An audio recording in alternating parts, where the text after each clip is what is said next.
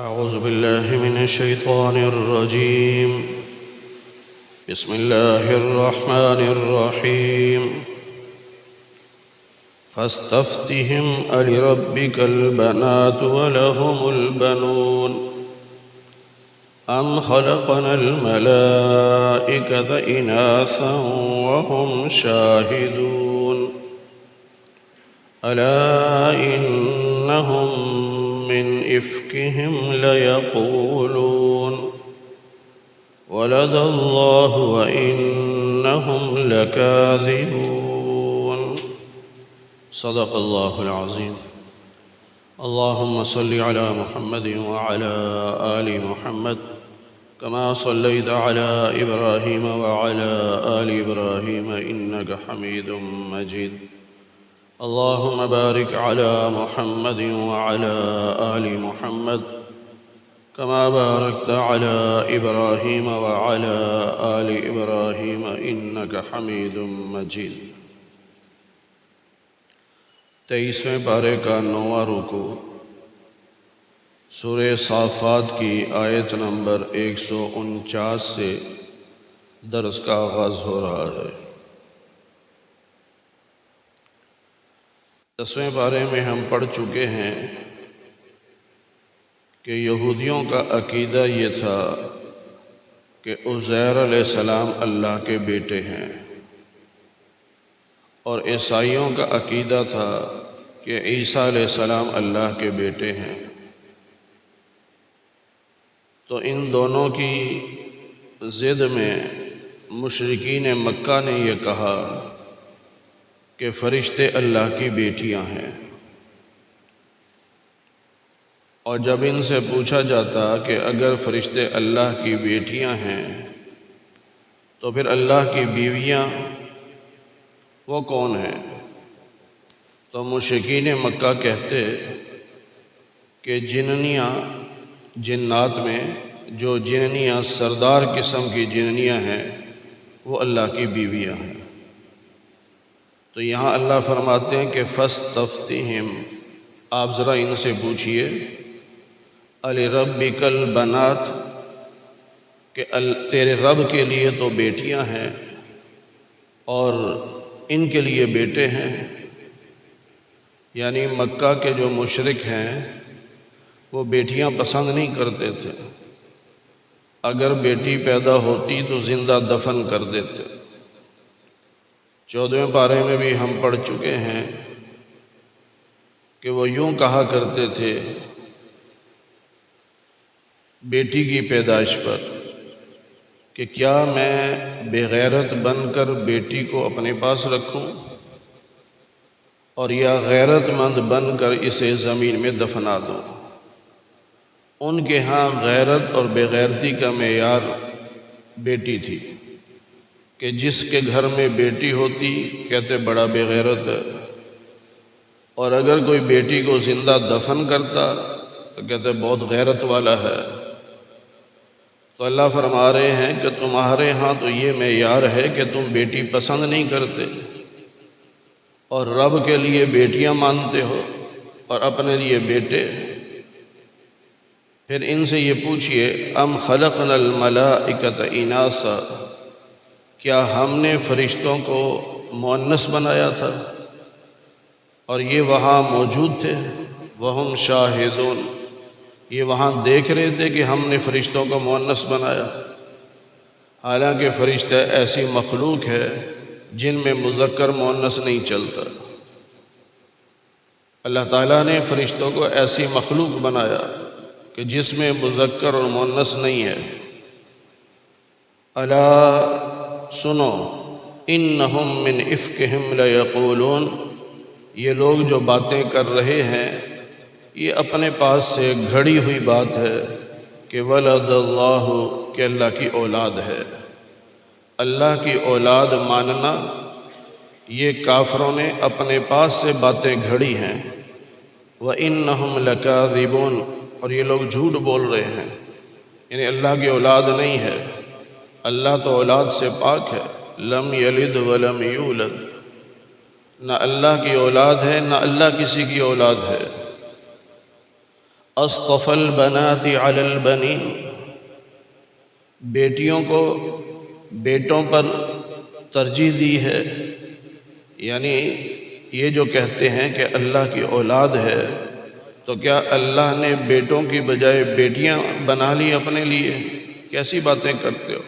ما لکم، کیا ہو گیا تمہیں؟ کیف تحکمون، یہ کیسے فیصلے کرتے ہو، یعنی کیسی باتیں کر رہے ہو؟ افلا تذکرون، کیا تم نصیحت حاصل نہیں کرتے؟ ام لکم سلطان مبین، کیا تمہارے پاس کوئی دلیل ہے اس بات کی، دلیل کہ اللہ کی اولاد ہے؟ کوئی ہے دلیل؟ اگر ہے تو فأتوا بکتابکم ان کنتم صادقین، اگر تم سچے ہو تو کوئی کتاب لاؤ، آسمانی 4 کتابوں میں سے کوئی کتاب دکھاؤ، یا 150 صحیفے جو اللہ نے نبیوں کو دیے ان میں سے کوئی صحیفہ دکھاؤ جس میں اللہ نے یہ فرمایا ہو کہ اللہ کی اولاد ہے۔ وَجَعَلُوا بَيْنَهُ وَبَيْنَ الْجِنَّةِ نَسَبًا، اور انہوں نے اللہ اور جنات کے درمیان رشتہ داری قائم کر دی، نسب بنا لیا۔ یعنی جب کسی نے پوچھا کہ فرشتے اللہ کی بیٹیاں ہیں تو بیویاں کون؟ تو اللہ کہتے ہیں انہوں نے اللہ اور جنات کے درمیان، اللہ اور جنات کے درمیان رشتے بنا لیے کہ جنوں کی جو جننیاں ہیں بڑی بڑی، ان کو خدا کی بیویاں کہہ دیا۔ وَلَقَدْ عَلِمَتُ الْجِنَّةُ، حالانکہ جن اس بات کو جانتے ہیں، إِنَّهُمْ لَمُحْضَرُونَ، کہ جو کافر جن ہیں انہیں گرفتار کر کے رب کے سامنے پیش کیا جائے گا۔ محضرون، حاضر کرنا ہے، یعنی جس طرح مجرم کو حاضر کیا جاتا ہے اس طرح ان جنات کو بھی رب کے سامنے حاضر کیا جائے گا۔ سبحان اللہ عما یصفون، فرشتے یہ بات بھی جانتے ہیں کہ اللہ تعالیٰ ان باتوں سے پاک ہے جو یہ مشرک اللہ کے بارے میں کر رہے ہیں۔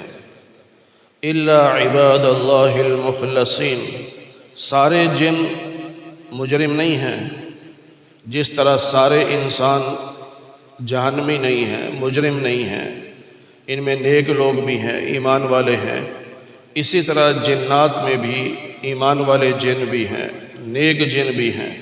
اس لیے فرمایا الا عباد اللہ المخلصین، مگر اللہ کے وہ بندے جن کو چن لیا گیا، جن کو اللہ نے پسند کر لیا، وہ مجرم بنا کر پیش نہیں کیے جائیں گے، بلکہ وہ تو جنتی لوگ ہوں گے، ان کو تو عزت کے ساتھ، پروٹوکول کے ساتھ جنت میں داخل کیا جائے گا۔ فَإِنَّكُمْ وَمَا تَعْبُدُونَ مِن دُونِ، فَإِنَّكُمْ وَمَا تَعْبُدُونَ، بس تم اور جن کی تم عبادت کرتے ہو، یعنی مشرکو تم اور تمہارے بت، ما انتم علیہ بفاتنین، تم اس پر قادر نہیں ہو کہ ان کو بہکا دو، یعنی نیک لوگوں کو تم بہکا دو، گمراہ کر دو۔ مشرکو نہ تم گمراہ کر سکتے ہو نہ تمہارے بت کر سکتے ہیں، ان کے اختیار میں کچھ نہیں ہے۔ ہاں الا من هو صال الجحیم، جس نے جہنم میں پہنچنا ہے وہ تو گمراہ ہو کے رہے گا، اس نے تو اللہ اس کے رسول کی باتوں کا انکار کرنا ہی ہے جس نے جہنم میں جانا ہے۔ وما منا الا له مقام معلوم، اور ہمیں تو مقام بھی معلوم ہے، یعنی یہ جن کہتے ہیں کہ ہمیں معلوم ہے کہ کس کا کیا مقام ہوگا، جس طرح مسلمانوں کو بھی معلوم ہے کہ جو ایمان والا ہے اس کا مقام جنت ہے اور جو کافر ہے اس کا مقام جہنم ہے، تو اسی طرح جنات میں بھی لوگوں کا جو مقام ہے وہ معلوم ہے اور متعین ہے۔ پھر جن کہتے ہیں کہ وَإِنَّا لَنَحْنُ الصَّافُّونَ، کہ بے شک ہم تو صفیں بنا کر رب کے سامنے کھڑے ہونے والے ہیں، جس طرح مسلمان صفیں بنا کر رب کے سامنے کھڑے ہو کر نماز پڑھتے ہیں، اسی طرح جنات میں سے جو مسلمان جن ہیں وہ بھی باجماعت نماز پڑھتے ہیں، صفیں بنا کر باجماعت کھڑے ہوتے ہیں اور نماز پڑھتے ہیں۔ وَإِنَّا لَنَحْنُ الْمُسَبِّحُونَ، اور ہم تو اللہ کی تسبیح کرتے ہیں، اللہ کی حمد و ثنا کرتے ہیں۔ وَإِن كَانُوا لَيَقُولُونَ، اور یہ مشرک یوں کہا کرتے تھے کہ اگر پہلے لوگوں کی نصیحتیں ہم تک پہنچتی، یعنی جس طرح پہلے لوگوں کو انبیاء نے آ کے سمجھایا، اگر اس طرح ہمیں سمجھایا جاتا لَكُنَّا عِبَادَ اللَّهِ الْمُخْلَصِينَ، تو ہم بھی اللہ کے پسندیدہ بندے ہوتے، چنے ہوئے ہوتے۔ جس طرح ہم سورہ فاطر کے آخر میں پڑھ چکے کہ مکہ کے مشرک یہ کہتے تھے کہ اگر ہمارے پاس کوئی کتاب آتی یا ہمارے پاس کوئی نبی آتا تو ہم پہلی جو دو قومیں ہیں یہودی اور عیسائی، ان سے زیادہ ہدایت پر چلتے، یعنی ہم خوب ان کی باتوں کو مانتے، عمل کرتے اور ہدایت کے راستے پہ چلتے۔ لیکن جب نبی پاک صلی اللہ علیہ وسلم تشریف لائے اور آپ نے فرمایا کہ میں اللہ کا رسول ہوں اور قرآن کریم لے کر آیا ہوں، تو انکار کر دیا، مکر گئے۔ تو اسی بات کی طرف اشارہ ہے کہ یہ مکہ کے مشرک یوں کہتے تھے کہ اگر ہمارے پاس بھی پہلے لوگوں کی طرح نصیحت ہوتی، یعنی وحی ہوتی، کتاب ہوتی، تو ہم بھی نیک بندے بن جاتے، اللہ کے چنے ہوئے بندے بن جاتے۔ فَكَفَرُوا بِهِ، لیکن اب جب ان کے پاس نبی پاک صلی اللہ علیہ وسلم تشریف لائے، قرآن کریم لے کر آئے، تو انہوں نے اس کا انکار کر دیا کہ ہم نہیں مانتے۔ فَسَوْفَ يَعْلَمُونَ، ان قریب ان کو پتہ چل جائے گا کہ اس انکار کا انجام کیا ہے۔ وَلَقَدْ سَبَقَتْ كَلِمَتُنَا لِعِبَادِنَا الْمُرْسَلِينَ، اللہ فرماتے ہیں کہ ہمارا یہ پہلے سے فیصلہ ہو چکا، ہمارے جو بندے ہیں، جو رسول ہیں، جو ہم نے رسول بنا کے بھیجے، ہمارے پسندیدہ بندے ہیں، ان کے بارے میں ہمارا پہلے سے فیصلہ ہو چکا، انہم لہم المنصورون، کہ یہ وہ لوگ ہیں جن کی مدد کی جائے گی۔ یعنی دنیا کے کافر تو ان کو تکلیفیں پہنچائیں گے، لیکن اللہ کی طرف سے ان کی مدد کی جائے گی۔ اب وہ کب ہوگی یہ اللہ جانتا ہے۔ اور پہلے قوموں کے حالات ہم پڑھ چکے کہ انہوں نے اپنی طرف سے نبیوں کو بہت ستایا، لیکن پھر جب اللہ کا عذاب آیا تو اللہ کی مدد رسولوں کے ساتھ ہوئی اور ایمان والوں کے ساتھ ہوئی، وہ بچ گئے اور کافر تباہ و برباد ہو گئے۔ تو اللہ کہہ رہے ہیں ہم نے پہلے سے یہ فیصلہ کر لیا ہے کہ جو ہمارے رسول ہیں ان کی ہم مدد کریں گے۔ وَإِنَّ جُنْدَنَا، اور یہ ہمارے لشکر ہیں، یعنی یہ جو انبیاء ہیں جو ہم نے بھیجے ہیں اور جو ایمان والے ہیں، یہ ہماری فوجیں ہیں، یہ ہمارے لشکر ہیں۔ لَهُمُ الْغَالِبُونَ، اور یہ غالب رہیں گے۔ بظاہر نظر ہی آتا ہے کہ یہ شکست کھا رہے ہیں، لیکن نہیں، حقیقت میں جب رزلٹ نکلے گا، یعنی قیامت کا دن آئے گا، تو یہ غالب ہوں گے، یہ فتح یاب ہوں گے، باقی لوگ ناکام ہوں گے۔ فَتَوَلَّ عَنْهُمْ، اللہ نبی علیہ السلام سے فرما رہے ہیں کہ آپ ان مشرکوں سے اعراض کیجئے، منہ پھیر لیجئے، توجہ نہ کیجئے، حتیٰ حین، ایک وقت مقررہ تک، یعنی جب تک رب کا عذاب نہیں آتا آپ ان سے منہ پھیر لیں۔ وَأَبْصِرْهُمْ، آپ ان کو دیکھیں، فَسَوْفَ يُبْصِرُونَ، ان قریب یہ بھی دیکھ لیں گے کہ ہمارے ساتھ کیا ہوا ہے۔ یہ 2 مرتبہ آیت آئی ہے، اللہ نے حکم دیا کہ آپ ان سے اعراض کریں ایک وقت مقررہ تک، یعنی جب تک رب کا فیصلہ نہیں آتا آپ ان کی توجہ ہی نہ کریں۔ اور دوسرا یہ بھی دوبارہ آیت آئی ہے کہ وَأَبْصِرْهُمْ، آپ ان کی طرف دیکھیں، اور یہ بھی ان قریب دیکھ لیں گے کہ ہمارے ساتھ ہوا کیا۔ جیسے ہم کہتے ہیں نہیں تجھے دیکھ لوں گا، اسے کیا مطلب ہوتا ہے؟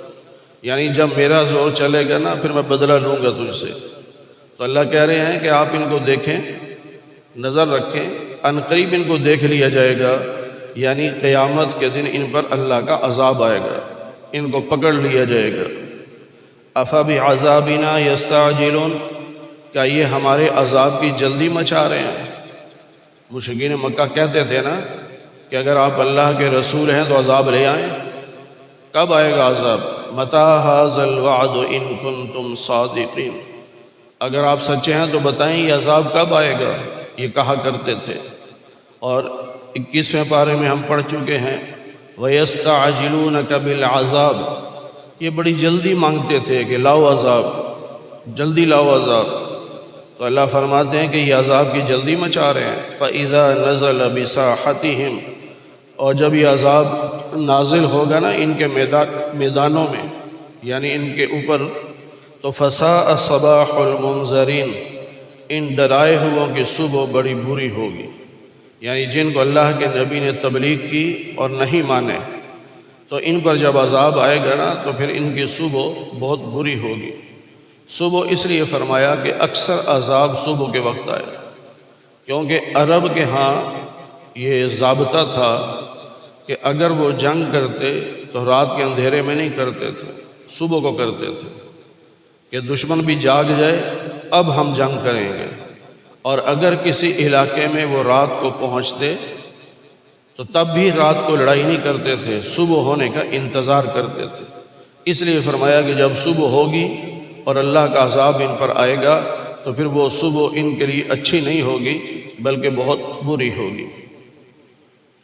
وَتَوَلَّ عَنْهُمْ، آپ ان سے اعراض کیجئے ایک وقت مقررہ تک، آپ ان کو دیکھیے اور عن قریب یہ بھی دیکھ لیں گے۔ سبحان ربک، آپ کا رب ہر کمزوری سے پاک ہے، ہر عیب سے پاک ہے۔ رب العزت، اللہ تو عزتوں والا ہے، ساری عزتیں اللہ کے ہاتھ میں ہیں۔ جس طرح ہم نے سورہ فاطر کے دوسرے رکوع میں پڑھا وَلِلَّهِ الْعِزَّةُ جَمِيعًا، ساری عزتیں اللہ کے ہاتھ میں ہیں۔ اللہ جس کو چاہے عزت دے، جس کو چاہے ذلیل کر دے، کوئی اپنی مرضی سے عزت نہیں پا سکتا، کیونکہ عزتوں کا اختیار اللہ کے پاس ہے۔ اللہ جس کو چاہے عزت دے۔ تو رب العزت، اللہ جو ہے وہ عزتوں کا مالک ہے۔ اور عما یصفون، لوگ جو اللہ کے بارے میں باتیں کرتے ہیں اللہ ان باتوں سے پاک ہے، یعنی اللہ کے ساتھ یہ شریک ٹھہراتے ہیں، بتوں کو اللہ کا شریک ٹھہراتے ہیں، تو اللہ اس شرکت سے پاک ہے، کوئی اللہ کا شریک نہیں ہے، اللہ وحدہ لا شریک ہے، اس جیسا کوئی بھی نہیں ہے۔ وسلام علی المرسلین، اور جتنے بھی رسول ہیں ان سب پر سلام ہے۔ یہاں پچھلی آیات میں چند رسولوں کے بارے میں گزرا کہ اللہ نے ایمان والوں کے دلوں میں یہ بات ڈال دی کہ وہ سلام کہتے ہیں۔ سلام علی نوح فی العالمین، سلام علی ابراہیم، سلام علی موسیٰ و ہارون، سلام علی الیاسین، تو یہ سلام گزرے، لیکن اللہ یہاں فرما رہے ہیں کہ جتنے بھی رسول ہیں سب پر اللہ کی طرف سے سلام ہے۔ والحمد للہ رب العالمین، اور تمام تعریفیں اللہ کے لیے ہیں جو تمام جہانوں کا پالنے والا ہے، ایک یا دو جہان کا نہیں، تمام جہانوں کا۔ بعض علماء نے لکھا کہ 40,000 جہان ہیں، جس طرح یہ ہمیں دنیا ایک جہان نظر آتی ہے، اس طرح 40,000 جہان ہیں، اور تمام جہانوں میں جتنی مخلوق ہے سب کو پالنے والا، سب کو پیدا کرنے والا، سب کو کھلانے والا اللہ ہے۔ تو اس لیے ہمیں تعریف بھی اللہ ہی کی کرنی چاہیے، شکر بھی اللہ ہی کا ادا کرنا چاہیے۔ اللہ تعالی ہمیں قرآن کریم کی صحیح سمجھ نصیب فرمائے۔ الحمدللہ رب العالمین۔